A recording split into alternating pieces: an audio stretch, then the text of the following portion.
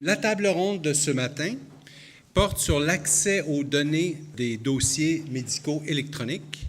Nous avons 5 invités qui nous feront chacun une présentation de 5 à 7 minutes. Ensuite, vous aurez la possibilité de poser des questions jusqu'à midi, d'échanger donc avec les invités. Pour commencer, nous allons accueillir Vincent Dumès, co-directeur de la composante stratégie de recherche en partenariat avec les patients et le public de l'unité de soutien SRAP du Québec. Il partagera sa vision citoyenne de l'accès aux données cliniques. Et M. Dumès aussi va être avec M. Bédard, je pense. Ça va être une co-présentation, une coproduction. Donc, M. Sylvain Bédard, je rappelle qu'il est patient partenaire au sein du Centre d'excellence sur le partenariat avec les patients et le public. Donc, je vous demanderai à vous deux de bien vous avancer. Merci. Bonjour à tous. Donc, on a 20 minutes chacun, c'est ça? Non, non, j'aime bien toujours commencer un peu.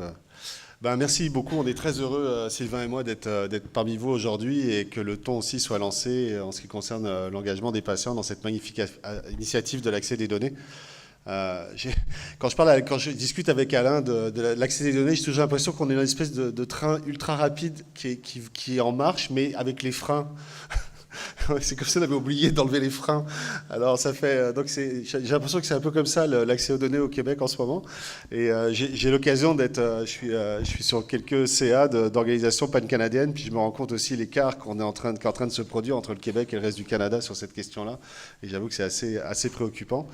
Alors c'est d'autant plus préoccupant en tant que co-directeur de la composante, mais c'est préoccupant bien entendu, comme le disait aussi Sylvain, en tant que patient. L'accès aux données pour nous, c'est quand même un élément important. La donnée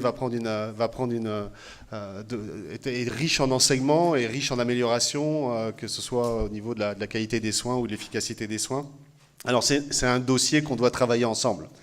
Et donc c'est ça le pari aussi qu'on fait à l'unité de soutien depuis quelques temps, c'est de se dire jusqu'à quel point patients et chercheurs peuvent essayer dans des dossiers comme ça un petit peu difficiles, qui ont de la difficulté à avancer, alors qu'on a toutes les capacités nécessaires ici au Québec, comment on peut main dans la main travailler ensemble, puis le faire avancer et faire en sorte que les choses aillent mieux.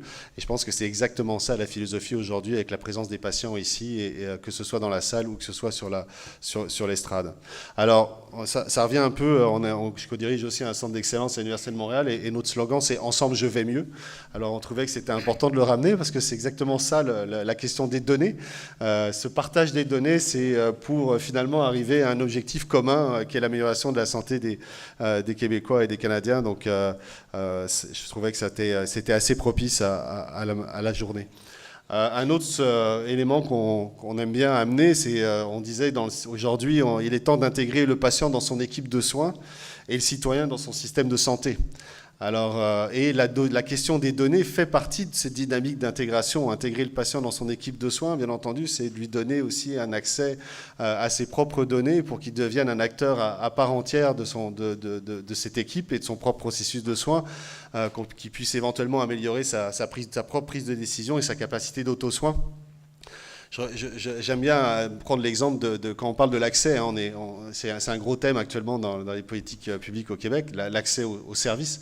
Puis je dis toujours, l'accès aux services, c'est qu'en ce moment, on est tout le temps en train de réfléchir à des grosses solutions pour améliorer un système extrêmement complexe pour qu'il puisse effectivement donner accès à la population à le plus de services possible. Mais malheureusement, on pense rarement à la façon dont on pourrait aider la population aussi à être plus intelligente, à la façon de gérer de prendre des décisions sur les accès avec des outils un petit peu plus puissants d'accompagnement à la prise de décision que nous offre actuellement, vous offrir notamment l'intelligence artificielle. On va être capable de se dire si à vendredi midi j'ai tel problème de santé, est-ce que je dois aller à l'urgence ou pas, est-ce que ça peut attendre lundi, quel type de ressources j'ai de disponible avant de poser un geste qui va alourdir le fonctionnement du système. Donc c'est ça aussi le partenariat dans toute cette question des données, c'est aussi la capacité de voir qu'on peut améliorer l'efficacité du système, mais aussi on peut améliorer, je dirais, la qualité des comportements de la population et des patients par rapport à leur propre santé. Et ça, c'est un élément qui est majeur. Et c'est comme ça que le citoyen se réintègre aussi dans son système de santé et n'est plus seulement quelqu'un qu'on prend en charge, mais qui est quelqu'un qui est intégré de façon à part entière dans tout le processus et le système.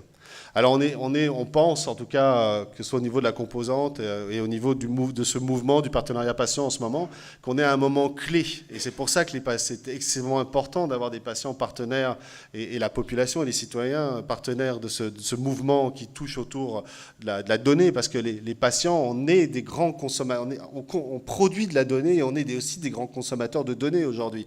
Avec 50% de la population atteinte par une maladie chronique, plus les proches aidants. Si je faisais le test ici, puis que je demandais aux gens qui sont atteints d'une maladie chronique ou qui accompagnent quelqu'un atteint d'une maladie chronique de lever la main, il y aura à peu près 90% des gens aussi qui lèveraient la main. Donc c'est vraiment quelque chose qui concerne tout le monde aujourd'hui. Et donc c'est nous, population, qui vivons avec des problèmes de santé directement ou indirectement, aujourd'hui on consomme beaucoup, on est avide aussi de données à travers bien entendu les réseaux sociaux, à travers une démocratisation de l'information de santé. Et je tiens à souligner l'initiative majeure du ministère de la Santé, et certainement une des plus grandes annonces, malheureusement, qui passe un petit peu sous les radars, mais qui est extrêmement important pour la suite des choses. C'est le lancement actuel en mode pilote et éventuellement en juillet du carnet santé, qui va donner au Québec et à la population du Québec l'accès à ces données, à les données du DSQ, ce qui est un événement majeur à l'échelle, quand on regarde un peu ce qui se passe actuellement dans le monde. Donc aussi consommation de nos propres données cliniques. Et puis, effectivement, la multiplication des outils d'autodiagnostic, d'automonitoring, etc. Donc, par exemple, quand on parle beaucoup des données ou de l'accès aux données, on pense souvent à l'impact de l'intelligence artificielle sur le travail des professionnels de la santé et des chercheurs, mais ça va avoir un impact majeur sur la population qui va avoir aussi accès à des outils qui vont lui permettre d'être plus fin à la fois dans sa prise de décision et encore une fois dans sa capacité à prendre soin de soi-même à travers notamment des outils monitorés. Donc, on est devant la révolution, cette révolution-là, elle est déjà là. Et elle a un impact sur beaucoup de choses. Et elle va permettre effectivement des trajectoires, une logique de trajectoire personnalisée. Puis c'est ça l'enjeu de l'accès des données aujourd'hui. Il faut absolument qu'on ait davantage, il faut absolument que les barrières tombent, parce que c'est effectivement la capacité de permettre à nos chercheurs aujourd'hui d'avoir des analyses beaucoup plus fines des problématiques que l'on vit et d'être capable de les adresser beaucoup plus spécifiquement. Ça nous évitera aussi de perdre de l'argent sur un paquet de choses qu'on essaye d'améliorer sans savoir si c'est vraiment les bonnes choses. Donc ça, c'est un point important. Mais surtout, et les travaux de l'équipe de Sherbrooke là-dessus sont importants, c'est que c'est la possibilité aussi de travailler dans une logique de trajectoire de soins. C'est-à-dire, c'est pas seulement d'optimiser l'efficacité hospitalière, mais c'est d'optimiser l'efficacité de la trajectoire dans son ensemble, incluant les périodes de transition, le passage entre les lignes, etc., qui sont généralement là où les patients ont le plus de difficultés. On a généralement des soins de relativement bonne qualité dans nos hôpitaux, dans les milieux de soins. Le problème, c'est au milieu.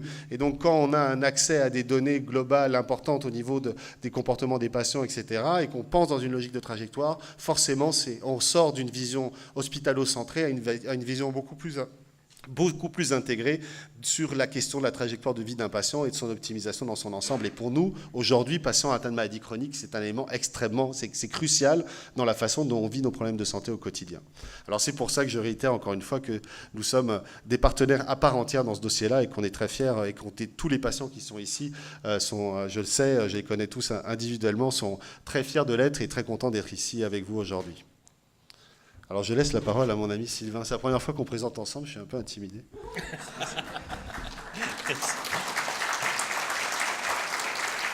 Alors tantôt, je vous ai dit que je vous montrerai. Alors j'ai ici une machine pour un électrocardiogramme portatif. Je me mets les doigts dessus, je mets mon iPhone et il fait mon électro, évidemment, c'est un trajet simple.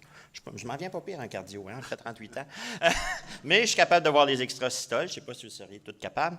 Mais, et je peux emmagasiner ça et envoyer ça à mon médecin. J'avais aussi à la maison une machine pour la pression, donc je peux aussi envoyer ça au médecin. Alors, c'est tous des transferts de données.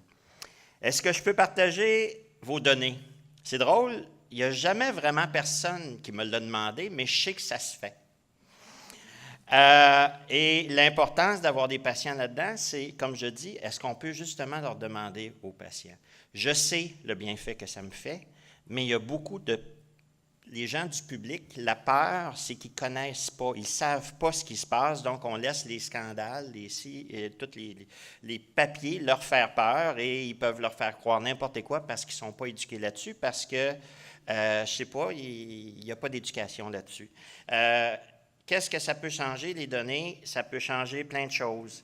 Les patients aujourd'hui, tu sais, ça fait 38 ans que je suis dans la médecine. Là. J'ai été le 3e, il paraît, à avoir un défibrillateur en 1993. C'est Dr David, en 1980, qui m'a passé un électrocardiogramme. J'ai fait partie de ceux qui ont testé les échocardiogrammes 3D. J'en ai vu des progrès, mais ce que je sais, c'est qu'il y a énormément de changements qui s'en viennent. Alors demain, il va y avoir les patients vont être acteurs de ce qui se passe aussi. Ils vont vouloir aussi être connectés. Surtout la nouvelle génération, là, tu leur demandes, toi, est-ce qu'un diagnostic pourrait t'arriver par Internet? Pas de trouble. En texto? Pas de trouble. Même le cancer? Ah, peut-être pas. Mais il va y avoir des choses comme ça, des enjeux importants. Et dans tout ça, je pourrais, parce que je veux vraiment garder mon temps, dans tout ça, c'est qu'il parlait du train à haute vitesse qui est là. Moi, j'ai l'impression qu'on n'est pas sur le break. J'ai plutôt l'impression qu'on a vu le train passer puis qu'on essaie de pédaler en vélo en arrière du train en ce moment. Et on sait que ça se fait. Tantôt, j'ai ri parce qu'on s'est dit « Hey, on s'appellera ». Là, dans mon autre vie, j'étais technicien de scène. J'ai travaillé pendant 3 ans avec Denise Filiatro. Denise aurait dit « Pourquoi t'attends? » En passant, il y a des très bons bars ici sur la rue Saint-Charles. Tous ceux qui, à un moment donné, veulent agir en collaboration, on sait qu'il y a une problématique sur les échanges de données, mais on sait que c'est, en tout cas moi je le sais, que c'est tellement important l'échange de données pour peut-être qu'un jour, on ne parle pas de rejet chronique, mais qu'on parle d'une transplantation pour la vie. Je pense à la femme à la mère de mes enfants qui a un cancer présentement, puis qu'on sait que l'échange de données, l'accès aux données pourrait aider plein de choses. Il y a un besoin qui est là. Et ce que je vois, c'est qu'on en parle, mais ça prend des actions. Alors, embarquez dans le train ou allez au bar. Si vous voulez, je paye la première tournée. Mais il faut agir maintenant, puis je pense que c'est en collaboration. Tout le monde semble d'accord sur un consensus, mais il faut vraiment agir. Alors, Filiatro vous dirait à quelle heure votre punch. Moi, je vous dis que c'est tout de suite. Merci.